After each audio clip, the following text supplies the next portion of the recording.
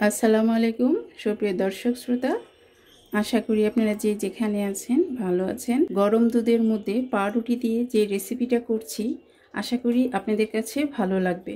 প্রথমে আমি 4 পিস রুটি নিয়ে নিয়েছি আর রুটিগুলোর ব্রাউন কালার অংশগুলো কেটে ফেলে দিব।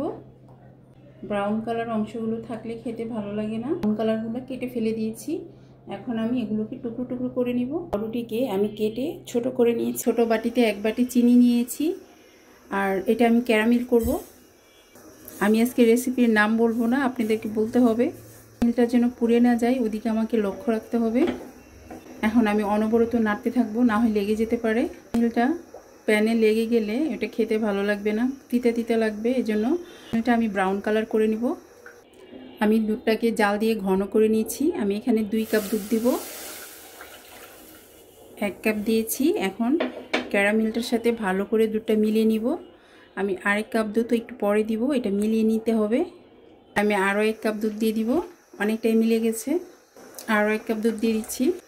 এখন ক্যারামেলটা মিশে যাওয়া পর্যন্ত আমাকে একটু ওয়েট করতে হবে আর বারবার নেড়ে দিতে হবে। এখন আমি কেটে রাখা পাউরুটির পিসগুলো দিয়ে দিব। ভালো করে মিশিয়ে নিতে হবে। পাউরুটি তো এমনিতেই নরম, খুব সহজেই মিলে যাবে, তবে বারবার এভাবে একদম ভালো করে নেড়ে নেড়ে মিশিয়ে দিতে হবে। পাচ্ছেন পুরোটা মিলে গেছে, কিন্তু এখানে আমি আরও দুধ দিব। আরও 1 কাপ দুধ দিয়ে দিচ্ছি। দুধের সাথে সবগুলো ভালো করে মেশ করে নিতে হবে যাতে দলা দলা না থাকে। এই যে কিছু দলা দলা দেখা যাচ্ছে, এগুলো থাকবে না।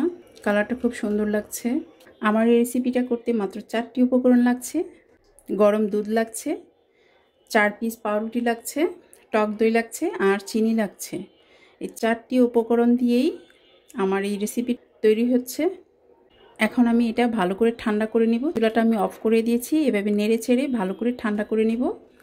আর দিয়ে দিচ্ছি পাউডার মিল্ক। পাউডার মিল্কটা দিলে এটার স্বাদটা আরও বেড়ে যায়। ভালো করে মিশিয়ে নিব। এখানে আমি অল্প করে টক দই নিয়েছি, টক দইটা দিয়ে দিচ্ছি। ভালো করে মিশিয়ে নিচ্ছি। টক দইটা দেওয়ার পরে মোল্ডে ঢেলে নিব। এখন ঢাকনাটা লাগিয়ে দিব ভালো করে। আমি পাতিলের মধ্যে পানি আগে থেকে বসিয়ে দিয়েছিলাম। এখন এই মোল্ডটা বসিয়ে দিব। ঢাকনাটা দিয়ে দিতে হবে আর 20 মিনিটের মতো করে জাল করে নিতে হবে। এভাবে দেখিয়ে দিচ্ছি 20 মিনিট পরে। দেখতে পাচ্ছেন পুডিংয়ের মতো বসে গেছে। এটা অনেক গরম। এখন আমি এটা ফ্রিজে রেখে দিব। ফ্রিজ থেকে বের করে তারপর আপনাদেরকে কেটে দেখাবো। দেখতে পাচ্ছেন খুব সুন্দর করে এটা বসে গেছে ফ্রিজে রাখার পর। আর এটা কেটে নিচ্ছি।